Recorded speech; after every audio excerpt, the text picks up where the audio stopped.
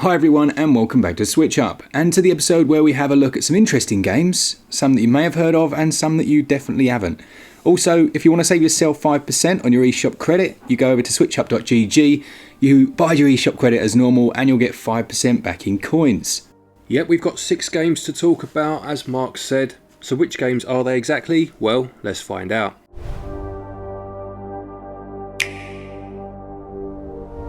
This episode was sponsored by EcoGnomix, a really interesting game published by Untold Tales and developed by iRox Games. It's just a 353 megabyte download and you'll see all the release details at the bottom of your screen. It's a quirky combination of roguelite and city builder mixed into one. Sitting atop a vast network of caves, you've got your little gnome village. You have to send out your team of gnomes, basically on roguelite runs, to bring back resources so that you can expand your tiny little kingdom. As you grow your village, you'll unlock new abilities, uncover new biomes, and take on some seriously weird and wonderful creatures. The levels themselves are actually quite strategic. You have to pick from different gnomes and deploy them, each having their own specialities. You'll send them out to work gathering resources and supplies, but also fighting off foes. And at the end of your turn, you'll reposition your entire team, add more gnomes if needed, and then begin again. All the while, the cave itself gets more and more unstable, so deciding when it's time to move on and quit while you're ahead, so to speak, is the name of the game. This one has a lovely low poly art style. It's such an interesting idea. The game launches with a 20% introductory sale running from the 7th to the 20th of November. Once again, a thanks to those guys for sponsoring this episode. Alright, I'm going to kick us off if that's alright. Yeah, go for it. I'm going to start off with Broken Sword Reforged. Now, there are some games I think that we get to review that you're going through the motions. Yeah. You know, you have to do certain things. But sat down with Broken Sword for me has just been glorious. Like, this is the game that I desperately tried to get to run when you had those massive white label boxes back in the day. Yeah. I put in so much effort to finally get this working, and then it ended up it didn't work on my computer. Right. And I had to go to my mate's house to get it running. So when we went to Gamescom, I got to meet Charles Cecil, who is the creator of this. Yes. And they've done so much to kind of bring it up to the modern, the modern day in air quotes. But actually, still the best part by a country mile was the stuff that was always there, the original writing, the original visual, and it's one of those where you can switch between the new visuals and the old visuals. Oh, okay, yeah. Just by clicking a button, and then you'll see it all through the footage. I'm just going backwards and forwards, kind of thinking to myself, do I prefer it? And I don't know if I do. I can't remember what the original visuals were. Were they pixel? They must have been pixel based. It's like hand painted pixels. Right, yeah. Like a real kind of hand painted style, but then obviously the resolution was low enough that it looked pixelated. Yeah, because I didn't play this on the PC. I played it on the DS. Oh, nice. Obviously, many years later, and we said before, I've never been massively into point and click. Yeah. I didn't play games on the PC because, for the exact reason you just said, they never bloody worked. No. So I just stuck to consoles. But I have played a fair few of them since, on consoles, and this one I did enjoy, I must say. It was nice chatting to him because they got a team of artists in basically, and they went like scene by scene and repainted everything, and it does look stunning. Like, don't get me wrong, there are things like with pixels you infer like expressions and stuff. Yeah. You kind of look at the shape of their wibbly heads, you're like, oh, they're doing this expression, but now you can actually see their face. There's a lot more detail. The soundtrack as well, it's funny, he was chatting about the guy that did the music, and I think at the time he wasn't very well known, but then after Broken Sword everyone was like, holy crap, this soundtrack is amazing. Yeah. They've kind of heightened that, improved that a little bit. The guy's passed away. Right. They got the assets after his passing, and it's like a tribute to him in a way, Yeah, it just sounds so good. But yeah, Broken Sword is a point and click adventure. They've changed the controls slightly, so that basically when you hover over something, the things that you can interact with kind of move away from the point where you're touching, so that you can then just use the analog stick to select. Okay, yeah. So it's a nice idea. I don't know if it's entirely necessary. It used to be that you just see the symbol on the thing you were on. Yeah. I find it a bit odd actually, because my brain's so trained to look at where I'm clicking, in air quotes, because it's just an analog stick. But when you go there and suddenly the controls move away from it, I did find that a bit odd to start with. But yeah, it is what it is. There are a couple of little Easter eggs as well that I will share, and this is proper nerdy stuff. Right. So in the original game, when the clown goes in, and minor spoilers, at the very, very beginning of the game, a clown goes into a cafe. Sounds like a joke, doesn't it? Yeah, it does. And he bombs the cafe.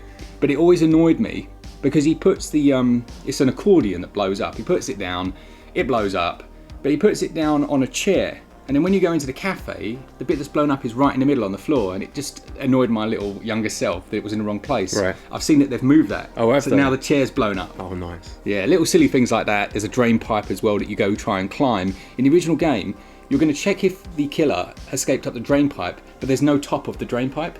Okay, right. In the new one, they've kind of continued it. Yeah, made it continuously up. I think, like, even if you've never played Broken Sword, Yeah. most people would know that opening Yes. scene with the clown and the restaurant or the cafe. Like, even if they've just seen a snapshot of it, you know, and didn't know what it was, it's quite iconic, isn't it? It really is. And like all your favourite scenes, like the goat as well in the castle, they've all been redone, but they just look great. So yeah, that's what I've been playing last couple of days. Broken Sword Reforged. Well worth it if you're a fan of the original. So this one's out now, is it? This one comes out in a day or so. I think it's the 7th. Yeah, it is. It's the 7th. It's the 7th, right. Nice, lovely. Right, my first one then is another one that's new. I think it came out last week. Horror game. Obviously, Halloween's just been and gone. This is Clock Tower Rewind. Oh, there's a lot of hype behind this one. Yeah, so this is a game that came out on the Super Famicom years ago now, and it did get a release on the PlayStation, but I don't know which regions that released in. I never had a PlayStation, so I don't know a lot about that particular re-release. But I know certainly the Super Famicom version never came out over here. And it's basically, again, that's funny enough, it's a point-and-click game, and it's a story of these girls that are going to a mansion. They're all orphans, and they're being told they're like being adopted. So they go with like the I don't know what you'd call her, like the matron or the the Yeah, lady I know what you're saying. Yeah. They go with her, and they get put in the lobby of this quite grand building, and they're told to wait here for a sec, and the matron never comes back, and they're kind of waiting. Something's not quite right here, and then obviously things just go completely pear-shaped. Right. And they end up getting chased by this strange killer with a huge pair of scissors. I know it sounds ludicrous, but I mean it is surprisingly effective. Yeah. In terms of the horror that it kind of evokes, and it does a lot of things that I really appreciate. And there are a few things that I think these days in this Rewind edition could have perhaps been refined further still. But like there's very little music in the game, and they leave the score for when the killer appears, because it's quite random when he'll appear. And I like that aspect of the music kicking in when he's on screen, but I feel they could have at least added something in the meantime. It's so quiet, and it does have that eerie silence feel to it, but I don't know. You just need... It's the bridge between eerie silence and there's no sound. There's no sound at all, yeah. Like you're tapping on the controller, do you know what I mean? Thinking, what's going on here? But in terms of its controls and whatnot, so you move with the left and right, the L and R buttons. You don't actually move with a stick. Yeah. And obviously the sticks are for highlighting objects and whatnot, as you would in a point-and-click game on a console. And what's quite interesting about it is that some of the rooms are randomised. So it's not a case of like remembering where things are. Certain rooms will always be in the same place, but other rooms move about. Wow, that's cool. So you're kind of looking around, I'm sure it was here. And even that does lead to you feeling quite disorientated, It's quite clever. At first I was like, do I like that? I like to know where I'm going, but it did, especially when you're being chased and you're running somewhere and you're not quite sure where you're going to be, Yeah. It was quite an interesting idea as well. So with the everyone, it's so famous. Yeah. What I'm trying to ask is, why is it so well known? What is the deal with this game? I mean, I don't know the exact answer. I can tell you why I've always wanted to play it. Yeah. Obviously I'm a big horror fan, and there are so many games back in the day, horror games specifically, that never got a release. Before things like Resident Evil, I think that was kind of obviously Capcom, but maybe Japan as a whole in terms of the gaming industry testing the waters and saying like, will this do well elsewhere? Yeah. Because there was a Capcom game before Resident Evil called Sweet Home. Okay. That's never received an official translation, and that was quite an interesting game. I'd love to play that someday. So I think it was one of those games where they weren't sure whether the audience was there. The killer, just like those huge scissors, he's quite obscure, and I'm sure that piques people's interest. But again, I suppose a horror-based point-and-click game is fairly unique. Yeah, I mean the only things I can think of, and that didn't have that perspective, would be something like Seventh Guest. Yes, which were first person, weren't they? Yeah. And obviously used like FMV and whatnot. So this was before all of that, and I think maybe it's just garnered a bit of a following over the years of people that have wanted to play it, This is based. You can play the original Super Famicom version or one that's added in the PlayStation bits. Right. So obviously the PlayStation 1 had some extra bits added, and you can play either of these. It is a bit weird at times because you'll be playing and you'll unlock something like a cutscene, you know. Mm-hmm. But it will put the overlay on the screen saying, you know, cutscene, blah blah, unlocked, whilst the game's still going on. Right. And like sometimes you're being chased by the killer, and you can't see what's going on because this overlay's on there, you know. They were. I did watch a little interview. There's one on YouTube with the team. Yeah. It's way forward, isn't it? Yes. Yeah. Yeah. And they were quite like respect for the original source material, but also quite excited to add some of those cutscenes and stuff in. So Yes. maybe they got a bit overzealous. I think maybe they did, yeah, and just plastered it all over the game, you know. But I am enjoying it, and it's one of those that, you know, hopefully it will find its audience. Yeah, I'm sure it will. I'm sure it will, and if it can just kind of extend past its audience a little bit, maybe we'll see some of those older games, or more of those older games, make their way across finally, you know. Definitely. Is it expensive, do you know, off the top of your head, or? I'm going to say it's about £17.99. It's not bad, is it? If that isn't the case, it would have been at the bottom of the screen. Just to experience it, you know, Yeah. it's not too bad. And it is getting a physical release in Asia, Okay. which I will be picking up when it's out. It's out soon, actually. It might even be out On PlayAsia? on PlayAsia. Yeah. Oh. You can... Oh. There's a little link down there in a code if you want to save a bit. I'd use that. There's been a lot of those recently. There have. Light Metal Slug Tactics from yesterday. Is that getting one as well? That is. Nice. Yeah, I might add that to my I will basket actually. then, yeah. It's like 20 quid. Yeah, no, I might be adding that in. You just cost me an extra 20 quid, but... Well, say 5%. Yeah, mate. well, that's true. Yeah, absolutely right. But yeah, no, good game. I'm enjoying it. Lovely. All right, my next one, and this is going to surprise the audience that have been around for more than 5 minutes. It's The Beast Within. Ah, horror game. It was on your. It was on your. I'm sure it's on your upcoming, was it? It was, yes, the most recent one. Yeah. Yeah, and it was a first-person horror game, and I absolutely hate horror games, but I do really like first-person story experiences. Like walking simulators. Simulators, like the Vertigo one we did. Yes. We played a bit of the game, and that was really good. Like, well, it wasn't really good, but I actually quite like storytelling from the first-person perspective. So I thought I'd give it a go anyway, and just see how far I got. And I started at about like midnight, and was like, this isn't going to end well.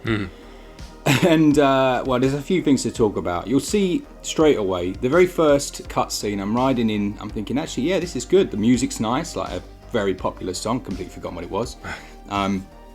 Not pop by today's standards, by the way. Pop by like the 60s standards. Like it was very, very nice stylings. Yes. They're driving in their car, and then all of a sudden, well, the wheels don't come off.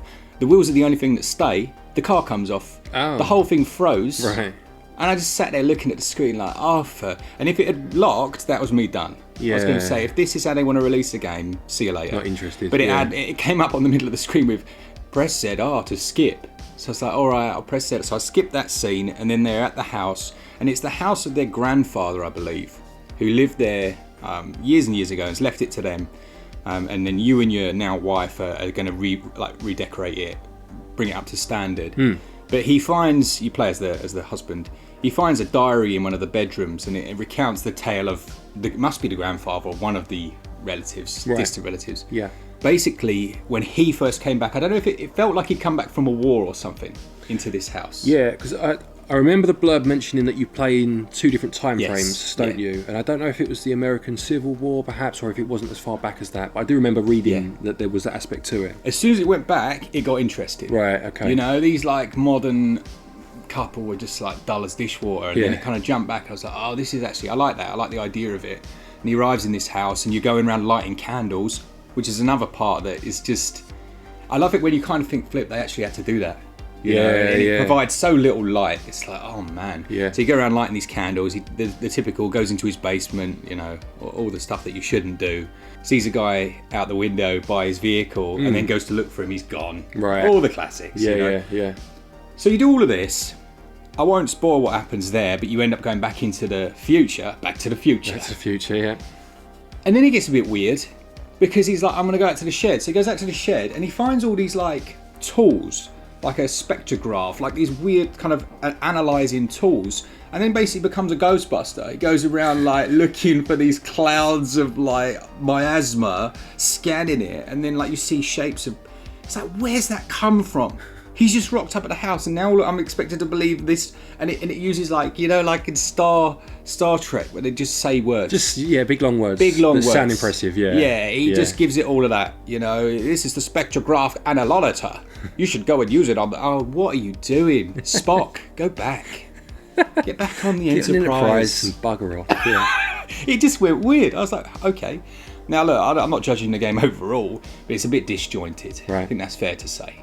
So, but I lasted 2 hours in it, so it can't have been that bad. No, there is something to say for horror that's set a couple of hundred years ago, or you know, at least 100. There's something about that time period. Yeah. There's a film relatively recently called Witch, which is very good, a very good watch.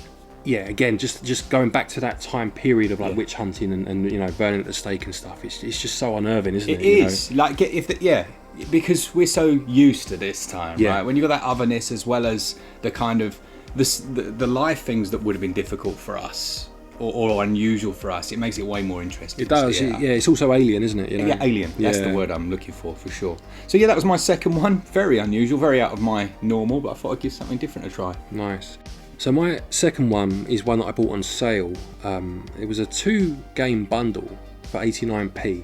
That's a rip-off. Yeah, well, it wasn't. Which I was starting to worry it might be actually, right, even at that price. I was like, oh dear, you know, like could have bought a chocolate bar with that. But no, it's okay. So the game, the one game of the two that I've played is called Paratopic. Oh, I know it. Yeah. Yeah. So it's kind of a walking simulator, PlayStation 1, 32-bit graphics. Yep. But I was reading up on the development of it, and very small team, like no budget behind it at all. And they said that the developer himself didn't like walking simulators, and he wanted to create one that was different, you know? Yeah. He wanted to change things up a bit. And he's kind of semi-succeeded, in my opinion. But he didn't like the fact you just walked and clicked on things, and there was no real interaction, you know? And he wanted to create more of a world. So the idea of this game is that you are a smuggler, and you're smuggling VHS tapes.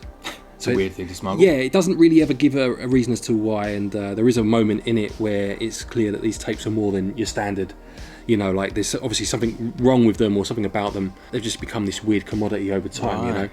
And it's told in a way that kind of jumps forwards and backwards through time, but not just through time, but through other characters, without ever really giving an explanation as to why it's changed to a new perspective. Right.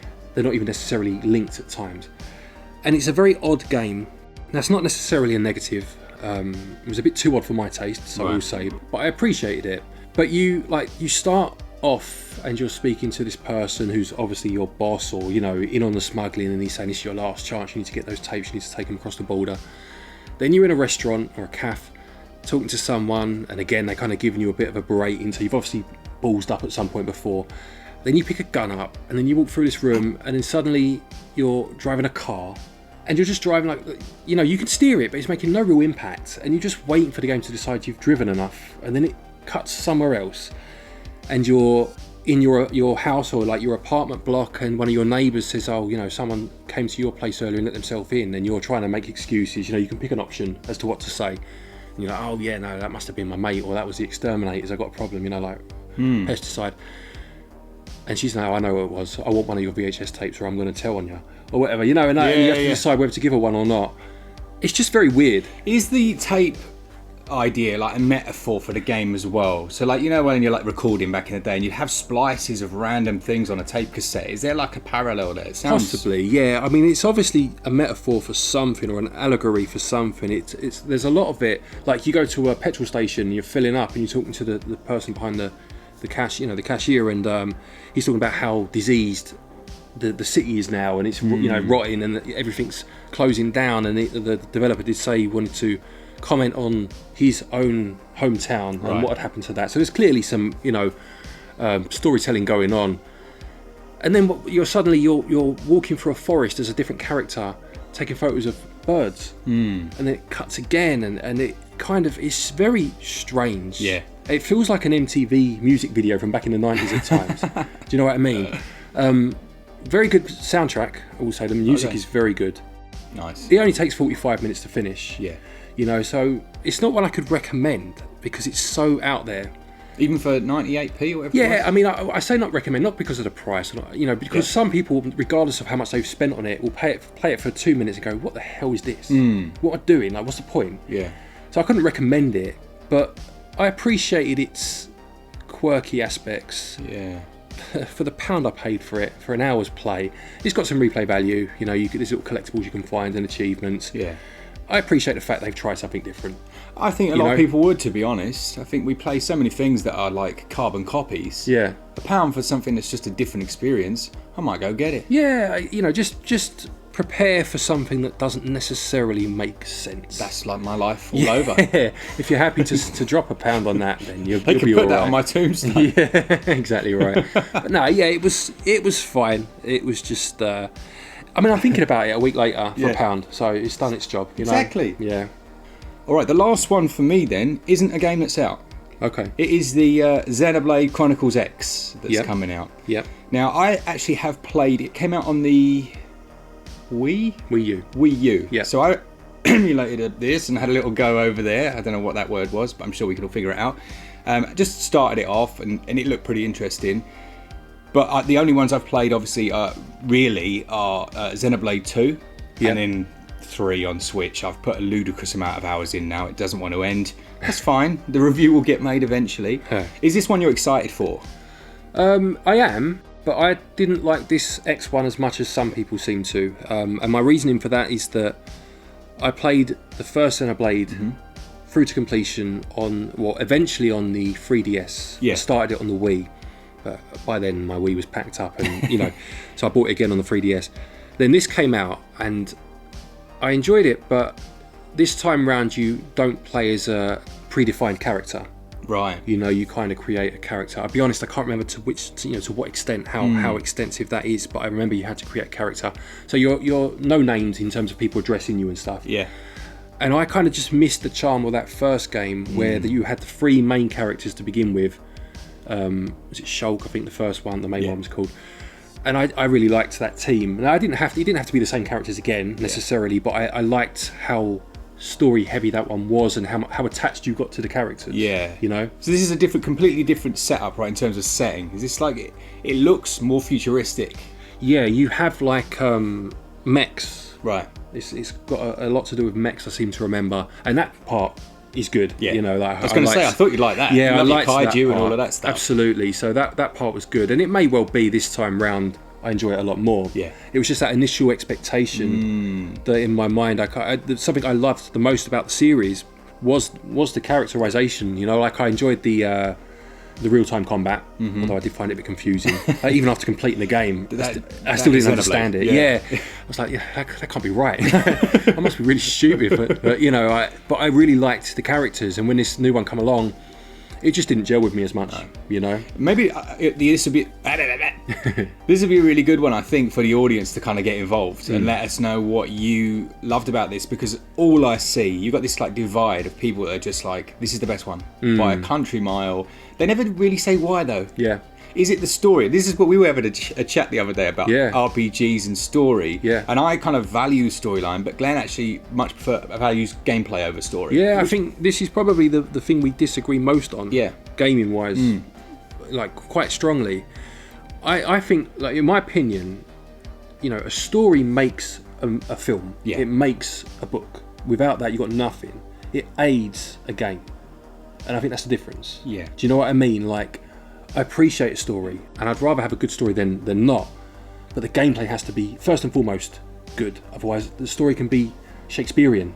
It's irrelevant. The gameplay has to be good. All right, and my kind of take on it is that I can forgive gameplay faux pas if the story's good enough. So, for example, we were talking about you said Final Fantasy VII, and actually, a lot of the gameplay mechanics there were pretty naff. Like when I replay it, I'm like, actually, they're potentially not as good, but the story for me elevates it so much.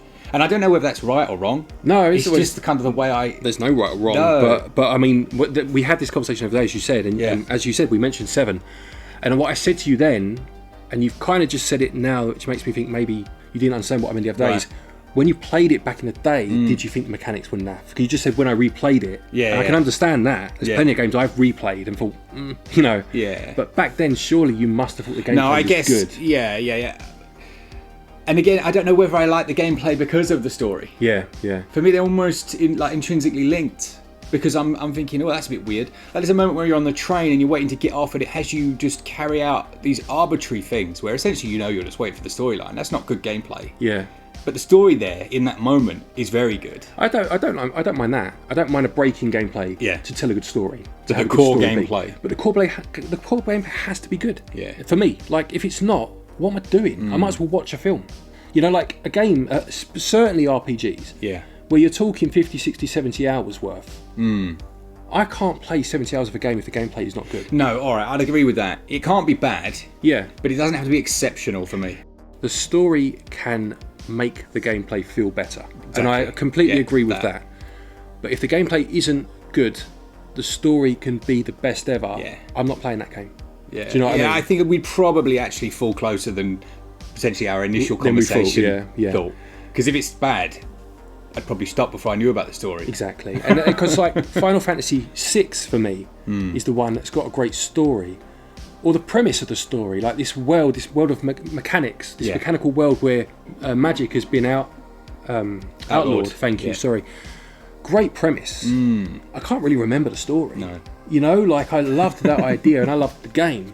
But the story's gone by now. Yeah. But I'll watch a film that I think's got a good story and I'll remember it for the rest of the time. Yeah. You know, gameplay always supersedes story for me. Let us know in the comments as well. It's another area that I'd love to hear. I bet there's a divide.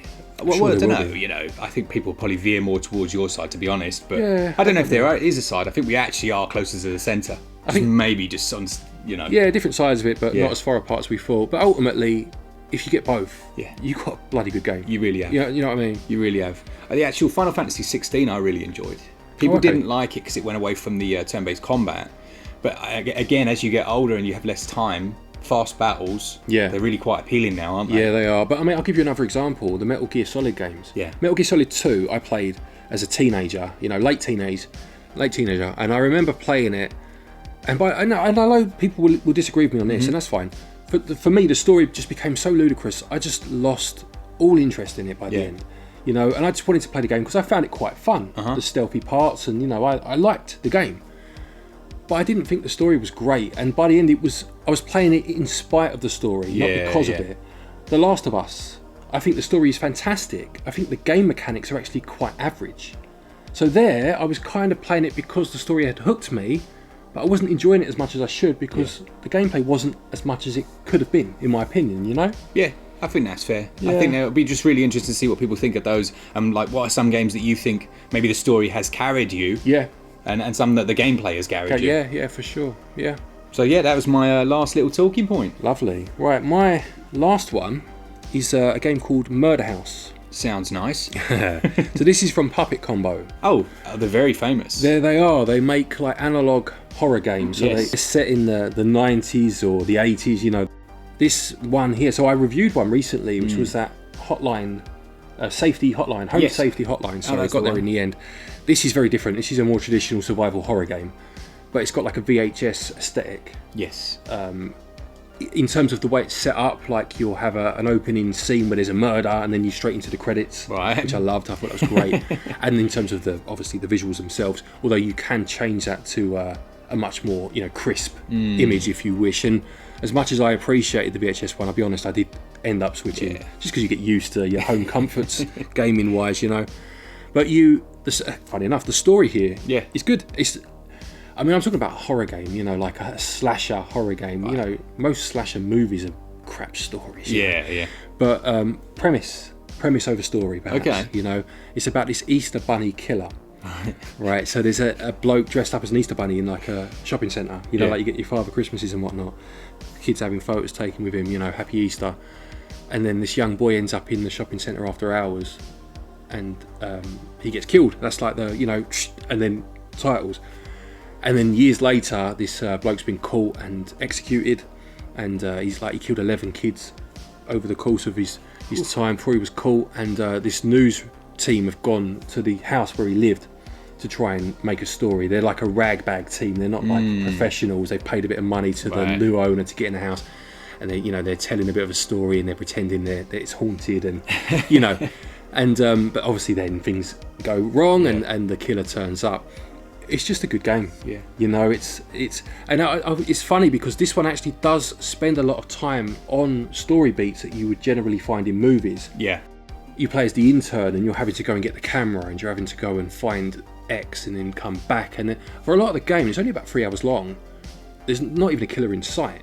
But with a game that's trying to be scary, downtime is incredibly important, isn't it? It's very important because it's that in your mind you're like, well, he's going to turn up soon. Yeah. When is he going to turn up? You know, and you're waiting and you're doing these mundane things and never quite sure when it's going to ramp up. And my footage, I won't show much past the initial reveal of the killer. I'll leave the rest because it's, you know, spoilers and whatnot.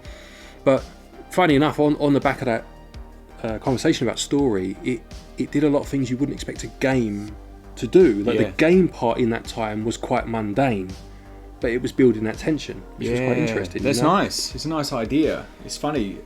It sounds very different to the horror game I spoke about, where it just threw the kitchen sink at you within 5 seconds. Yeah, no, this didn't do this. This was definitely paying homage to the slasher films of the 80s. I mean, the first Friday the 13th, which came out, I believe, in 1980. I got a strong feeling of that through this game. And it plays like a Resident Evil game. You know, you fixed camera perspective.